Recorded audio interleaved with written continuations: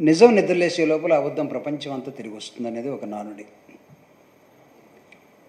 విజయవాడకు వచ్చినటువంటి బుడమేరు, అదేవిధంగా పైనుంచి వచ్చినటువంటి కృష్ణానది పొంగినటువంటి విధానం, ఒక 10 రోజులు చంద్రబాబు నాయుడు గారు ముఖ్యమంత్రి పోస్ట్లో ఉండి బురదలోనే ఉన్నట్టుగా ఫోటోలు ఇచ్చి, నేను తప్ప ఈ ప్రకృతిని ఎవడు కంట్రోల్ చేయలేడు అనే ఒక అవాస్తవాన్ని ఫోటోల ద్వారా జనాలకు పంపించి,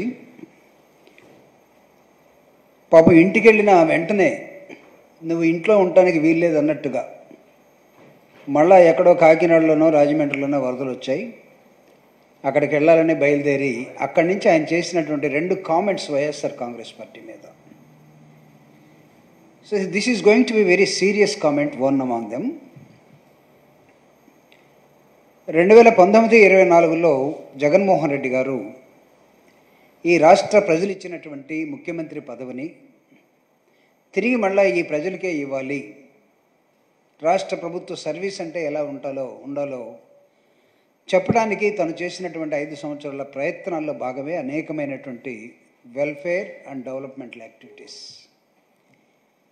దానితో పోటీ పడాల్సింది పోయి తర్వాత వచ్చినటువంటి ప్రభుత్వం ఎన్నికల సమయంలో ఆయన కన్నా ఎక్కువ వెల్ఫేర్ యాక్టివిటీ చేస్తామని, అది సూపర్ 6 పేరుతోటి ప్రతిదాన్ని ఆశల్లోకి నెట్టేసి, ఆ తర్వాత ప్రభుత్వం వచ్చిన తర్వాత దాని గురించి మాట్లాడకుండా వక్రీకరణ రాజకీయాలు, వర్గ రాజకీయాలు దీనిలోకి వెళ్ళిపోయాడు. వెల్ఫేర్ రాజకీయాలు చూస్తే జగన్మోహన్ రెడ్డి గారు తన 5 సంవత్సరాల్లో ప్రభుత్వంలో ఉన్నటువంటి 12 మెడికల్ కాలేజెస్ ఈ రాష్ట్రంలో ఉండేవి. విడిపోయిన రాష్ట్రంలో 12 మెడికల్ కాలేజెస్. ఈ 12 మెడికల్ కాలేజెస్లో సీట్లు ఏంటంటే 2360. కానీ ఈయన వచ్చిన తర్వాత, జగన్మోహన్ రెడ్డి గారు ముఖ్యమంత్రి అయిన తర్వాత ఈ రాష్ట్రంలో దాదాపు 5 కోట్ల మంది జనం ఉన్నారు. వైద్యం మీద, విద్య మీద ఈ రాష్ట్రం ఫోకస్ పెట్టదలుచుకున్నది. ఈ 2 రాజశేఖర రెడ్డి గారి వారసత్వంగా తీసుకొని ముందుకెళ్తున్నటువంటి నేపథ్యంలో ఇంజనీరింగ్ కాలేజ్ నంబరు ఎక్కువైపోయినప్పటికి కూడా మెడికల్ కాలేజ్ కావాలని 17 మెడికల్ కాలేజెస్ని జగన్మోహన్ రెడ్డి గారు ప్రభుత్వ రంగంలో తీసుకురావడం జరిగింది. జగన్మోహన్ రెడ్డి గారు 17 మెడికల్ కాలేజ్ తీసుకురావటం వల్ల 2550 మెడికల్ సీట్లు అదనంగా ఈ రాష్ట్రానికి వచ్చాయి. మొత్తం కలిపితే 4910 సీట్లు. ఆ 12 కాలేజెస్ని పక్కన పెడదాం. ఈ 17 కాలేజెస్లో ఒక 5 కాలేజెస్ రిక్రూట్మెంట్ కూడా జరిగింది. అడ్మిషన్స్ అయిపోయినాయి. తర్వాత ప్రభుత్వం మారింది. మారిన ప్రభుత్వం ఎలక్షన్ టైంలో ఏమన్నారంటే, జగన్మోహన్ రెడ్డి గారు కన్వీనర్ కోటా లేకుండా మేనేజ్మెంట్కి కొన్ని సీట్లు ఇచ్చేసి వాళ్ళని అమ్ముకోమని చెప్పాడు. ఇది ఎలా కుదురుతుంది, ప్రభుత్వంలోనే భాగస్వామ్యంగా ఉండాలి ఈ 17 కాలేజీలని చంద్రబాబు నాయుడు గారి కుటుంబం, అదేవిధంగా పవన్ కళ్యాణ్ గారు వీళ్ళిద్దరూ మాట్లాడుతూ వచ్చారు. నేను బీజేపీ పేరు ఎందుకు చెప్పట్లేదంటే, అది చంద్రబాబు నాయుడు గారి కుటుంబంలో భాగస్వామ్యం అయిపోయింది. చంద్రబాబు నాయుడు గారి కుటుంబంలో ఎవరు వస్తారంటే, ఇప్పుడున్నటువంటి ఈ కూటమి ప్రభుత్వంలో చంద్రబాబు నాయుడు గారు, వాళ్ళ వదిన గారు, వాళ్ళ కొడుకు పేరు చెప్పకుండా మళ్ళా మన కూటమి పేరు చెప్పడానికి వీల్లేదు. ఎందుకంటే మళ్ళీ రేపో ఎల్లుండో చంద్రబాబు నాయుడు గారికి బుడవేరు వరదలాగా ఇంట్లో నుంచి ఇంకొక వరద వచ్చేసి ఆయన్నే ముంచేసే ప్రమాదం, నువ్వు ఇతన్ని ముఖ్యమంత్రిని చేయకపోతే చాలా ఇబ్బంది పడతావని ఇంట్లో నుంచే ఒక వార్నింగ్ వస్తూ ఉంది. కాబట్టి లోకేష్ ఇక్కడ ఇంపార్టెంట్ అవుతాడు. కాబట్టి నేను చంద్రబాబు నాయుడు గారి కుటుంబం అని చెప్తున్నాను. వీళ్ళు ఏం మాట్లాడారంటే, 2019-24 మధ్యలో జగన్మోహన్ రెడ్డి గారి పరిపాలన మొత్తం కూడా కన్వీనర్ కోటలోకి కాకుండా మేనేజ్మెంట్ కోటలోకి వెళ్ళిపోయింది అని ప్రజలకు చెప్పారు. ప్రజలు కూడా పాపం పొరపాటున నమ్మారు. అధికారంలోకి వచ్చి దాదాపు 100 రోజుల పైన అయిపోయింది. ఇప్పుడేం మాట్లాడుతున్నారంటే, 17 ఇంజనీరింగ్ మెడికల్ కాలేజెస్లో ఎక్కడ కూడా గవర్నమెంట్ లేదు, మొత్తాన్ని ప్రైవేటైజ్ చేస్తున్నామని చెప్తున్నారు వీళ్ళు. పబ్లిక్ సెక్టర్ని బతికించింది ఎవడు? పబ్లిక్ సెక్టర్ని నాశనం చేసింది ఎవడు? 14 సార్లు ముఖ్యమంత్రిగా ఉన్నటువంటి ఈ రాష్ట్రంలో కంబైన్డ్ అండ్ డిఫరెంట్ రాష్ట్రంలో ఆల్విన్ దగ్గర నుంచి హెచ్ఎంటీ బేరింగ్ దగ్గర నుంచి అనేకమైనటువంటి కంపెనీలు మూతపట్టడానికి కారణమయ్యి ప్రైవేటైజేషన్ వైపు ఈ రాష్ట్రం నడిపించినటువంటి వ్యక్తి ఎవరయ్యా ఈ రాష్ట్రంలో, ఈ దేశంలో అంటే చంద్రబాబు నాయుడు గారే గుర్తొస్తారు. That is called LPG system, liberalization, privatization and globalization. నేనే బిల్ క్లింటన్ తీసుకొచ్చాను, ఆయనకు కూడా సిస్టమ్ నేనే నేర్పాను, తర్వాత మావాడిని కూడా నేర్చుకోవడం కోసం అక్కడ పంపించాను. ఇవన్నీ మాట్లాడిన మాటలు కనపడుతూనే ఉన్నాయి. ఇటీవల అలెస్కా అనేదాన్ని ఒకదాన్ని చెప్తా ఉన్నాడంట. అలెస్కా గురించి మీకు తెలుసా? చిటికేస్తే పలుకుద్ది. అదే ఆ చిటికే వేస్తే బురదను మొత్తాన్ని, ఈ బుడమేరు వాగును మొత్తం వెనక్కి తీసుకోమని అలెస్కాకి చెప్తే అది చేసి ఉండేదేమో. కానీ ఈయన ఎందుకో చెప్పలేదు. ఈ 17 మెడికల్ కాలేజెస్ని ప్రైవేటైజ్ చేయటం కోసం ఎవడిచ్చాడు నీకు హక్కు? Straight question. దీనిలో ఎస్సీలు, ఎస్టీలు, బీసీలు రిజర్వ్డ్ సీట్లు ఉన్నాయి. దాదాపు 4,910 ఈ మెడికల్ కాలేజ్ సీట్లని మీరు మోసం చేసి పేదవాళ్ళకి చదువు దక్కకుండా, డాక్టర్లు కాకుండా పేద వర్గాలకి ఈ మెడికల్ సీట్ని దూరం చేసే ఆలోచన మీరు చేయటం లేదా? దీని మీద పవన్ కళ్యాణ్ గారు మాట్లాడాలని నేను కోరుతా ఉన్నాను. వాళ్ళ ఫ్యామిలీని పక్కన పెడదాం. ఎందుకు నేను పవన్ కళ్యాణ్ గారు మాట్లాడాలని కోరుతున్నానంటే, కాస్త కోస్త సామాజిక స్పృహ ఉన్నట్టుగా మొన్న బుడవేరు వరద వస్తే విజయవాడలో, అంతకుముందు జగన్ గారు వరద సహాయ కార్యక్రమంలో ఆఫీసర్స్ ఉండాలి, ఎమ్మెల్యేలు ఉండాలి, లోకల్ వాళ్ళు అందరూ ఉండాలి, మాలాంటి వాళ్ళు వస్తే ముఖ్యమంత్రి లెవెల్లో ఇబ్బంది పడతారు కాబట్టి సరిగా జరగవు అని జగన్ గారు ఏం చెప్పాడు? పాపం పవన్ కళ్యాణ్ గారు మొన్న అదే చెప్పాడు. జగన్ గారిని ఫాలో అయ్యాడు. చంద్రబాబు నాయుడుతో పోటీపడి నేను ఆయన సింగనగర్లో తిరుగుతుంటే నేను ఇంకొక నగర్లో తిరిగితే ఇబ్బంది పడతాం, కానీ let the welfare activities go అని చెప్పి వదిలేశాడు. ఇప్పుడు ఈ బాధ్యత దాదాపు ఒక 5,000 సీట్లు, మెడికల్ సీట్లు ప్రభుత్వ పరంగా ఉండాల్సినటువంటివి తండ్రి కొడుకులు కుటుంబం కలిసి ప్రైవేటైజేషన్ చేస్తూ ఉంటే, దీనిలో పేద వర్గాలకి, దళితులకు కానీ, బీసీలకు కానీ, మిగతా ఓసీల్లో ఉన్నటువంటి పేదలకు కానీ ఒక్క మెడికల్ సీట్ కూడా రాకుండా చేసే విధానాన్ని, అంటే వాళ్ళు కొనుక్కోవాలి. కొనుక్కునే శక్తి ఎవడుకుంటుంది? మేనేజ్మెంట్ దగ్గర కొనుక్కునే శక్తి ఎవరికి, చాలామందికి ఉండదు. కాబట్టి వదిలేస్తారు. Who will become the doctor next coming years? అంతా వాళ్ళ మనుషులే వస్తారు. అంటే చంద్రబాబు నాయుడు గారు కుట్ర ఏంటంటే, ఎవడైతే డబ్బు ఉన్నాడో, తన సామాజిక వర్గం ఎవడుందో వాడే డాక్టర్గా రావాలి. కాబట్టి ఈ ప్రైవేటైజేషన్ మెడికల్ కాలేజెస్ జరుగుతున్న దీన్ని తీవ్రంగా వైఎస్ఆర్ కాంగ్రెస్ పార్టీ వ్యతిరేకిస్తూ ఉన్నది. జగన్మోహన్ రెడ్డి గారు దీని మీద ఒక లైన్ తీసుకున్నాడు. అవసరమైతే విద్యార్థుల దగ్గరికి వెళ్ళి సమాజంలో ప్రజలకు చెప్పి దీని మీద ఒక తీవ్రమైనటువంటి ప్రజా ఆందోళనకి వైఎస్ఆర్ కాంగ్రెస్ పార్టీ పిలుపునిస్తుంది. ఒక పక్క మోడీ అమ్మేస్తాడు, ఎల్ఐసిని అమ్మేస్తాడు, విశాఖ స్టీల్ ప్లాంట్ అమ్మేస్తాడు, బిహెచ్ఎల్ అమ్మేస్తాడు, మిధానిని అమ్మేస్తాడు, బీడీఎల్ని అమ్మేస్తాడు, ఈసీఎల్ అమ్మేస్తాడు, మొత్తం everything, all public sectors closed. అంటే పేదవాడు ఎవడో కూడా పబ్లిక్ సెక్టర్లో ఉద్యోగం చేయడానికి లేదు, వాళ్ళ లైఫ్ మార్చడానికి ఏమాత్రం వీలు లేదు. ఇప్పుడే అయితే ఇంకా బీజేపీ కూడా మొత్తం రాజ్యాంగాన్ని ఎత్తేసే దశలోకి వెళ్ళిపోయాడు.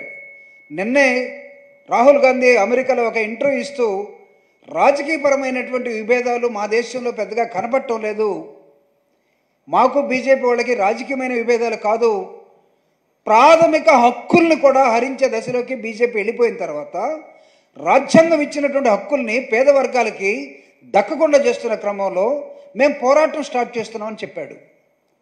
ఎవడిచ్చాడు ఈ రాజ్యాంగాన్ని మీరు పాటించకుండా వేరే విధంగా పరిపాలించే హక్కు బీజేపీ వాడికి ఎవడిచ్చాడు? మోడీ గారు బీసీ అని చెప్తారు, అవునో కాదో ఎవడికి తెలీదు. ఒకవేళ అయితే ఎవరిని గురించి ఆలోచించాలి?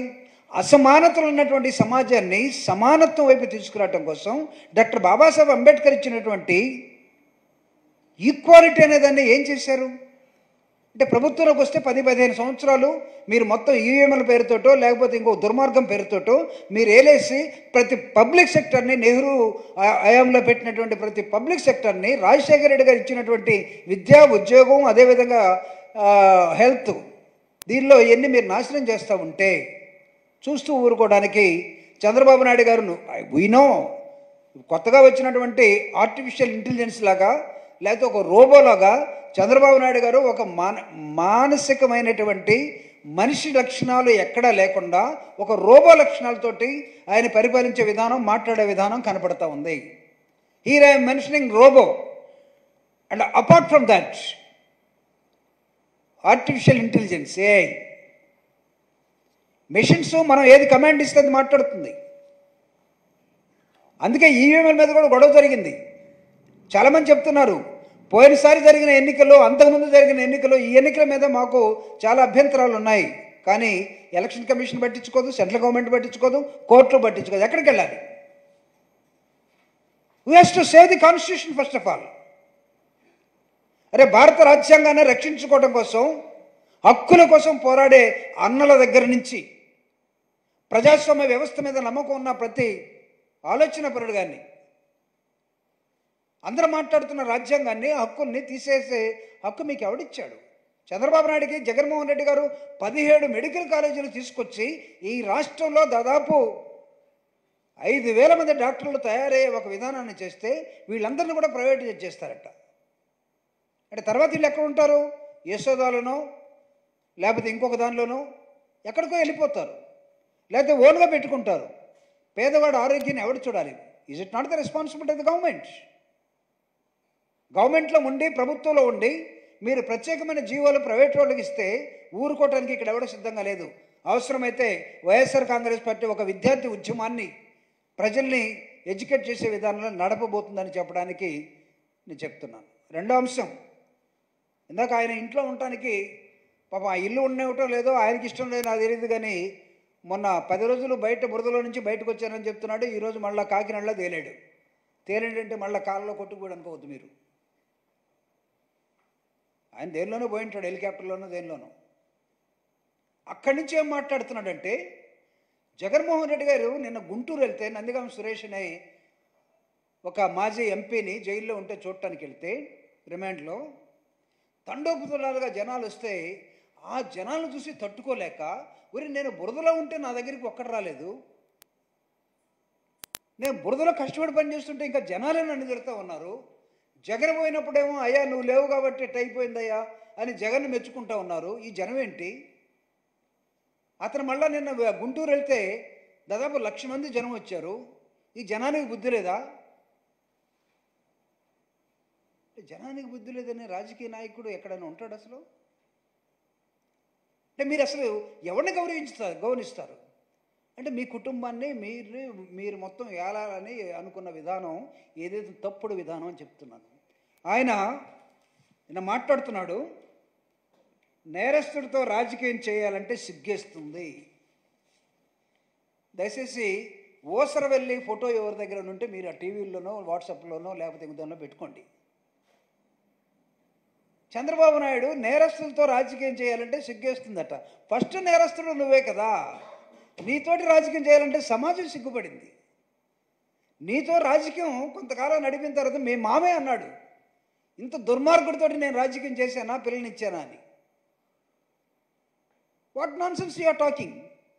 Jagan is a public man. అయితే ఎన్నికల్లో ఓడిపోతే ఓడిపోయి ఉండొచ్చు సీట్ల పరంగా, but he has got wonderful charisma in the people, among the people, among the society. ఆ చరిస్మా నాయకుడికి లేకపోతే తండాలుగా ఎంట పడరు. గెలుపు ఓటములు అనేవి ప్రజాస్వామ్య వ్యవస్థలో సర్వసాధారణం. మేమే ఇది లేనంత మాత్రాన మేము ముసుగేసుకొని లేకపోతే ఇళ్లలో దుప్పటి కప్పుకొని పడుకోట్లా. జగన్ ఎక్కడికి వెళ్ళాలో అక్కడికి వెళ్తున్నాడు, టైం టేబుల్ ప్రకారం ప్రచారంలో ఉంటున్నాడు, పేద ప్రజల కోసం పోరాటంలో ఉన్నాడు. It is one of the important element in the democracy. మీరు ఓడిపోతే ఎటుపోతారు, కనపడరు. ఈ మధ్య ఒక రెడ్ బుక్ అనేది తీసుకొచ్చారు. అసలు దానిలో ఏం హక్కులు ఉంటాయో తెలియదు. రెడ్ బుక్లో ఎవడికన్నా హక్కులు ఉంటాయా లేదా? మీరు కరెక్టే, కొట్టాలి, చంపాలి. కొట్టిన తర్వాత వాడిని ఆడబెడతారు. వాడికి ఏమైనా ఒక ఇంజక్షన్ అన్నీ ఇస్తారా లేదా, పెన్సిలిన్. ఆ రెడ్ బుక్ సంగతి ఎంతో ఒకసారి ఆయన రెడ్ బుక్ ఉందంటే భయపడిపోవటానికి ఎడవుడు లేడు. మీరు అనొచ్చేమో కొంతమంది మీ వాళ్ళు, పార్టీ వాళ్ళు, ఇంపార్టెంట్ వాళ్ళు కనపడకుండా ఎక్కడికో పారిపోయారు, కానీ మా హక్కుల్ని ఉపయోగించుకోవడం కోసం వాళ్ళు ఎక్కడో ఒక సిస్టమ్ని పట్టుకొని ముందుకు వెళ్తూ ఉన్నారు. అంటే మీరు బాణం వేస్తూ ఉంటే దాని ఎదురుగా వచ్చి మీ బాణాన్ని గురికాటానికి ఇక్కడ అసమర్థుడు ఎవడు లేడు. అసమర్థుని జీవయాత్ర అని బుచ్చిబాబు రాసిన నవల ఉంది, అది చంద్రబాబు నాయుడు గారికి వర్తిస్తుంది. అంటే జగన్మోహన్ రెడ్డి గారితో నేరస్తుడితోటి రాజకీయాలు చేయటం సిగ్గేస్తుంది. జగన్మోహన్ రెడ్డి గారు రాజకీయాల్లోకి ఎప్పుడు వచ్చాడు? 2009లో ఎంపీగా ఉన్నాడు. అప్పుడేమైంది నీ సిగ్గు? అనుకోవచ్చుగా. హిమాలయ పర్వతం లాంటి ఆనాటి సోనియా గాంధీని, కాంగ్రెస్ పార్టీని ఢీకొట్టి భారతదేశంలో ఉన్నటువంటి కాంగ్రెస్ ముఖ్యమంత్రుల కొడుకులందరూ కూడా దాసోహం అంటుంటే హైకమాండ్కి మేసం మెలేసి సోనియా మేడం నాకు ఫ్లైట్ టైం అయిందని చెప్పి బయలుదేరిన వ్యక్తి Jaganmohan Reddy garu. He started a movement. ప్రజా ఉద్యమాన్ని నిర్మించాడు, ఓదార్పయాత్ర చేశాడు, సంకల్పయాత్ర చేశాడు. ఒకసారి 67 సీట్లు, తర్వాత 151 సీట్లతో గెలిచాడు. అప్పుడేం పొంగిపోలేదు, ఇప్పుడేం మేమేమి తగ్గిపోలేదు. సో ఇంత ప్రజా ఉద్యమాన్ని నిర్మించి ప్రజల్లో తిరిగి ప్రజలు మెచ్చి ఆయనకి అధికారం ఇస్తే నీ 40 సంవత్సరాల్లో నువ్వు 14 సంవత్సరాలే కదా ముఖ్యమంత్రిగా చేసింది. కానీ జగన్మోహన్ రెడ్డి గారు just within 10 years he has become a chief minister. I say, how can you say he is నేరస్తుడు and all? దేనిలో ప్రూవ్ అయింది జగన్మోహన్ రెడ్డి గారు?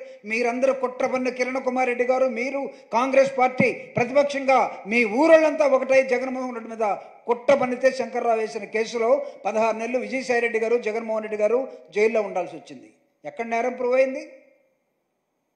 ఎవరు చెప్పాడు నేరస్తులని? పారిపోయి వచ్చినోడు నేరస్తులు అవుతాడు. ఏ కేసు నుంచి ఏ కేసులో పారిపోయి వచ్చారు మీరు? ఆ రాష్ట్రం నుంచి ఈ రాష్ట్రానికి పారిపోయి వస్తే మీరు నేరస్తులు అవుతారా? ప్రజల చేత ఎన్నుకోబడి ముఖ్యమంత్రిగా గెలిచినట్టు జగన్మోహన్ రెడ్డి గారు నేరస్తులు అవుతారా? నేరస్తులతో రాజకీయాలు చేయటం సిగ్గా ఉంది. దీనికోసం ఇది కాదా మీరు అనాల్సింది? నాకు రాజకీయాలు చేసే శక్తి ఉంది, కానీ ఇంట్లో నన్ను తన్నబోతా ఉన్నారు, నువ్వు మానుకొని మీ కొడుకు అంటే దానికి సిగ్గుపడుతున్నాను చెప్పాలా? లేకపోతే నీ వెనకాల ఎప్పుడు కొరడా పట్టుకున్నటువంటి పవన్ కళ్యాణ్కి ఏం జరుగుతుందో దానికి బాధపడుతున్నాను చెప్పాలా? లేకపోతే బీజేపీ వాడు కాళ్ళు కొట్టుకోకుండా ఉన్న ప్రతిసారి ఎంత డేంజర్ ఉందో దానికి నువ్వు సిగ్గుపడాలా, భయపడాలా? Not for the Jaganmohan Reddy. Jaganmohan Reddy is a royal person in the society. I'm telling you. ఒకసారి ఢిల్లీ వెళ్ళి ధర్నా చేసి వస్తే జగన్మోహన్ రెడ్డి గారు మాట్లాడినటువంటి ప్రతి మాటకి పార్లమెంటు కూడా మొత్తం మీరు ఇక్కడ చేయాలనుకున్న దాడులన్నీ ఇప్పుడు కేసులు పెడుతున్నారు, అక్కడక్కడ దాడులు కూడా చేస్తూ ఉన్నారు. మీ దాడులన్నీ దేశవ్యాప్తంగా రికార్డు చేసి వచ్చాడు జగన్మోహన్ రెడ్డి గారు. నేరస్తులు ఎవడు? మీరు కదా. జగన్మోహన్ రెడ్డి గారు నేరస్తులని మీరు ఎలా, ఇదిగో ఈనాడులో తన ఉపన్యాసం మొత్తం ప్రకటించారు. నేరస్తులతో రాజకీయం చేయటం సిగ్గేస్తుంది. అసలు అంతలానూ సిగ్గుపడాల్సిన అవసరం ఏముంది? ఒకళ్ళు ఈ వయసులో కన్యాశుల్కం లాగా పెళ్లి చేసుకోవాలనుకుంటే నువ్వు కూడా ఏదైనా పెళ్లి చేసుకుని కామ్గా ఉండొచ్చు కదా, బొగ్గను చొక్క ఎట్టుకుని. ఎవరితో రాజకీయాలు చేయాలి నువ్వు? వైఎస్ఆర్ కాంగ్రెస్ పార్టీ ఉన్న ప్రజలు మెచ్చుకున్న నాయకుడు జగన్మోహన్ రెడ్డి. జగన్మోహన్ రెడ్డి గారి నేరస్తులని నువ్వు ప్రూవ్ చేసావా? సిస్టమ్ ఎలా ప్రూవ్? మొత్తం సిస్టమ్స్ని మేనేజ్ చేసే శక్తి సామర్థ్యాలు మీ దగ్గర ఉన్నాయి, మా దగ్గర లేవే. మీ మీద కేసులు వేసినా వాటి మీద మీరు అదేంటిది స్టే తెచ్చేసుకుంటారు. మీరు ఎమ్మెల్సీలు కొనే దానిలో కేసు పెట్టినా పారిపోయి బయటకు వచ్చేస్తారు. మీరు ఇప్పుడు నేరస్తుల స్థాయిలో మీరుండి నేరస్తుడు కానటువంటి వ్యక్తి, ప్రజలు ఎన్నుకున్న వ్యక్తి మీద నేరస్తుడితోడే రాజకీయాలు చేస్తే అసలు ఎవడు చేయమన్నాడు? మీకు సిగ్గుపడే రాజకీయాలు అసలు ఎవడు చేయమన్నాడా? ధీరత్వంతో ఉండే రాజకీయాలు చేయాలి, సెల్ఫ్ రెస్పెక్ట్తో ఉండే రాజకీయాలు చేయాలి. ప్రతిపక్ష నాయకుడిని ఎదిరించలేనటువంటి రాజకీయ నాయకుడు ఒక నాయకుడేనా? మీలాగా జగన్మోహన్ రెడ్డి గారు నేను ముఖ్యమంత్రిని అయితేనే మళ్ళీ వస్తాను అసెంబ్లీ నుంచి పారిపోలేదే. పారిపోయినాడు సిగ్గుపడతాడు. తర్వాత మీరు గెలిస్తే గెలిచి ఉండొచ్చు. మీరు ఎలా గెలిచారో అందరికీ తెలుసు. నిన్న రాహుల్ గాంధీ అమెరికాలో ఒక ప్రెస్కి ఇంటర్వ్యూ ఇస్తూ కూడా చెప్పాడు, ఈసారి జరిగినటువంటి ఎన్నికల మీద మాకు అనుమానాలు ఉన్నాయని. నివృత్తి చేయాల్సిన సంస్థ, ఆ సంస్థ సిగ్గుపడాలి. మీరు మేనేజ్ చేసిన సంస్థ ఎలక్షన్ కమిషన్ సిగ్గుపడాలి. ఈరోజు చాలామంది అనుమానం ఉంది. ప్రజాస్వామ్యంలో అనుమానాల్ని, ప్రజల హక్కుల్ని, బాధ్యతల్ని, రాజ్యాంగ బాధ్యతల్ని ప్రభుత్వం తీర్చాలి. Government is a real force. Government అంటే మీ ఇల్లు కాదు, మీ లిమిటెడ్ కంపెనీ కాదు, లేకపోతే మీరు ఎక్కడి నుంచో తెచ్చుకొని నడిపే వ్యక్తులు కాదు. రిమెంబర్ వన్ థింగ్, భారత రాజ్యాంగం జోలికి వస్తే నిన్న దళితులు ఢిల్లీలో ఒక బహిరంగ సభ జరిపాడు. దళితుల హక్కుల్ని రిజర్వేషన్ని బీజేపీ పార్టీ తీసేస్తుందంటే ఒక హెచ్చరిక ఢిల్లీలో జరిగింది. ఇక్కడ మీరు ప్రైవేటు పరం చేస్తామంటే ఇక్కడ వైఎస్ఆర్ కాంగ్రెస్ పార్టీ, నేను చెప్తున్నా, మీకు చుక్కలు చూపించబోతా ఉంది. మీరు అనుకుంటున్నారేమో వైఎస్ఆర్ కాంగ్రెస్ పార్టీకి చుక్కలు చూపిద్దామని. కాదు, జగన్మోహన్ రెడ్డి గారు చుక్కలు చూపించబోతా ఉన్నాడు తెలుగుదేశం పార్టీకి, ప్రభుత్వానికి. అది కూటమి ప్రభుత్వం, తెలుగుదేశం ప్రభుత్వం కాదు. ఒకళ్ళు కూటమిని అందరు పోయిన తర్వాత లోకేష్ గారు ముఖ్యమంత్రి ఆయన చేస్తే దాంతో వస్తే తెలుగుదేశం పార్టీ అందాం. అది కూడా త్వరలో జరగబోతూ ఉంది. కాబట్టి వైఎస్ఆర్ కాంగ్రెస్ పార్టీ నుంచి రిక్వెస్ట్ కాదు, హెచ్చరిక ఏంటంటే తెలుగుదేశం పార్టీకి, అధినాయకుడికి, జగన్మోహన్ రెడ్డి గారిని ఇంకొకసారి నేరస్తుడు అని అంటే ఒప్పుకునేది లేదు. తిరుగుబాటు జరుగుతుంది. నేరస్తుడు కానటువంటి వ్యక్తితోటి నాకు సిగ్గేస్తుందంటే పడుకోమ్మా, మూలన పడుకో, రెస్ట్ తీసుకో, ఇంకోటి కానీ అప్పచెప్పు. అంత సిగ్గుపడుతూ రాజకీయాలు చేయాల్సిన కర్మ మీకేం పట్టింది? ఒకవేళ అన్నీ ఇప్పేసుకొని సిగ్గు లేకుండా తిరగాలంటే తిరగండి. బట్ ఆత్మగౌరవంతో నూతన సమాజ నిర్మాణం కోసం జగన్మోహన్ రెడ్డి గారు, వైఎస్ఆర్ కాంగ్రెస్ పార్టీ శ్రేణులు ఈ రాష్ట్ర అభివృద్ధి సంక్షేమం కోసం చేసే ప్రణాళికాబద్ధమైనటువంటి పోరాటాల్లో ప్రజలందరూ భాగస్వామ్యం అవుతారని చూసుకోండి. మీ మీద వచ్చినటువంటి వ్యతిరేకత 100 రోజుల్లో రోజుకి ఎంత మీ స్కేల్ డౌన్ అయిందో చూసుకోండి. ఈ బుడమేరు వరదను ఎట్ట కొలిసారో అట్ట కొలుసుకోవాలి మనం వ్యతిరేకత. ఎవరు చెప్పాడండి? డెలిగేషన్ ఆఫ్ పవర్స్ అనేవి తెలియకుండా ముఖ్యమంత్రిగా నేనే మొత్తం అన్నీ చేస్తానని పడవలో కలెక్టర్ని ఎక్కించుకొని, సిపిని ఎక్కించుకొని, సిఎస్ని ఎక్కించుకొని, మీరు ఫోటోగ్రాఫర్ని పెట్టుకొని పడవలో షికారు చేస్తామంటే ఇది అడ్మినిస్ట్రేషన్ అనుకోవాలా? Who said? Public administration is totally different subject. మీకు ఎవరికైనా తెలియపోతే రండి, నాతో డిస్కస్ చేయండి. What happened to the delegation of powers? ముఖ్యమంత్రి ఎక్కడి నుంచి చూడండి, కమాండ్ కంట్రోల్ రూమ్ ఒకటి కట్టుకున్నారు. లేదు, మీ ఇల్లు మునిగిపోయిందని కలెక్టరేట్లో ఉన్నారు. SIT in the collectorate, take the information, give the orders. Collector నీతోనే ఉంటారు. కలెక్టర్ ఏమైనా చెప్పాలంటే ఎంఆర్ఓకో, ఆర్డీఓకో, ఆర్ఐకో పలానా చోట సరుకులు అందరని చెప్పాలంటే ఎవరు చెప్పాలి? అది కూడా నువ్వే చెప్తావా? ఆఖరికి పాపం ఆ నాదెండ్ల భాస్కర్ మనోహర్ని తీసుకెళ్ళి దగ్గరికి పిలిచి, ఏమయ్యా ఉల్లిగడ్డల లారీలు ఒక 100 రావాల్సి ఉంటే ఓన్లీ 15లో వచ్చినాయి అంటే, సార్ మిగతా వెనకాల ఉన్నాయి సార్ అంటే, ఆఖరికి అతను ఉల్లిగడ్డలు అమ్ముకునేవాడు చేసాడు అతన్ని. ఆ ఉల్లిగడ్డలు ఇంతకుముందు మా వాడు వాలంటీర్ పంచేవాడు అంటే, ఇప్పుడు నాదెండ్ల భాస్కర్ నీకు వాలంటీర్ లెవెల్ దిగిపోయాడా? ఇదే మీ కూటమిలో ఉన్నటువంటి భాగస్వామ్యం. ఆయన చేతులు కట్టుకొని సార్ సార్ అన్నాడు. వాళ్ళ నాన్న నాదెండ్ల ఆయన భాస్కరరావు గారు ఎన్నారో లేదో. నాదెండ్ల భాస్కరరావు ఒకవేళ చంద్రబాబు నాయుడు నాదెండ్ల మనోహర్ని తిట్టింది చూసుంటే ఆయన రియాక్షన్ వేరుగా ఉంటుంది. తెలుసు కదా, ఎన్టీఆర్ని 1 మంత్లో ఇబ్బంది పెట్టిన వ్యక్తి ఇప్పుడు బీజేపీతో ఉన్నాడు. బీజేపీ దగ్గరికి పవన్ కళ్యాణ్ పంపించేసి, అబ్బాయి పవన్ కళ్యాణ్ నీ టీంలో ఉన్న మా కొడుకుని, మీ రెండో వ్యక్తిని అతను ఉల్లిగడ్డల దగ్గర ఇబ్బంది పెట్టాడు అంటే, నాదెండ్ల మనోహర్ అంటే అది ఏ మినిస్టర్ అయినా, ఆయన ఏ మినిస్టర్? Civil supplies. అరే అతనే నీకు ఎట్ట కనపడుతున్నాడు? ఆ వడ్లను బూడిద లేకపోతే ఉల్లిగడ్డలు, పచ్చిమిరపకాయలు, మిరపకాయలు, లేకపోతే టమోటాలు అమ్మేవాళ్ళ కనపడుతున్నాడా? అతను చదువుకున్నవాడే కదా, అతను ఒక పార్టీని సెకండ్ లైన్లో ఉన్న వ్యక్తే కదా. నువ్వు అంతమంది పట్టుకొని అంటే దాని అర్థం ఏంటంటే, మొన్న ఆయన కుప్పంలో ఒక మీటింగ్ పెట్టి కుప్పంలో చెప్తా ఉన్నాడు, అందరు రచ్చబండ కార్యక్రమం లాంటిది ఏదో ఒకటి పెట్టుకొని అందరిని లేపి పిచ్చి పిచ్చి వేషాలు వేస్తే తాట తీస్తా. 1995 ముఖ్యమంత్రిని చూస్తారు మీరు. అప్పుడేం చేసినట్టు 95లో ఎంప్లాయీస్ మొత్తాన్ని మా ఊరు కరెంట్ రాలేదు సార్ నిన్నంతా ఎవడో చెప్తే ఒకడు వాళ్ళ కార్యకర్త ఎవడున్నాడు, ఏఈ ఉన్నాడా, డిఈ ఉన్నాడా, స్టాండప్ ఏమనుకుంటున్నాను నిన్న కరెంట్ లేదంటే తాట తీస్తా. తర్వాత ఏమైంది? ఈయన తాట వాళ్ళు తీశారు.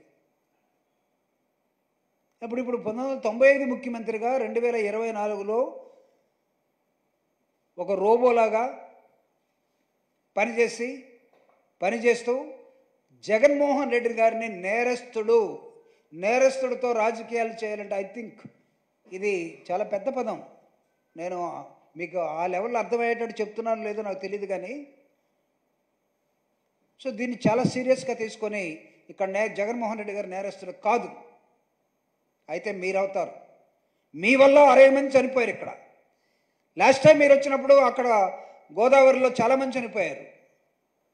ఎవడు ప్రజల్ని రక్షించాలని పోయి భక్షించాడో వాడు నేరస్తూ అవుతాడు. ప్రతిపక్ష పార్టీ నాయకుడిని ఇష్టం వచ్చినట్టు మాట్లాడాలని లేకపోతే చులకన చేయాలని చూస్తే ఊరుకోవడానికి సిద్ధంగా లేదు వైఎస్ఆర్ కాంగ్రెస్ పార్టీ. కాబట్టి దారని చెప్తా ఉన్నాం. ఒళ్ళు జాగ్రత్త దగ్గర పెట్టుకొని మాట్లాడమని కూడా హెచ్చరిస్తూ ఉన్నాం. Thank you very much. Any questions? If no questions, I am closing the press meet.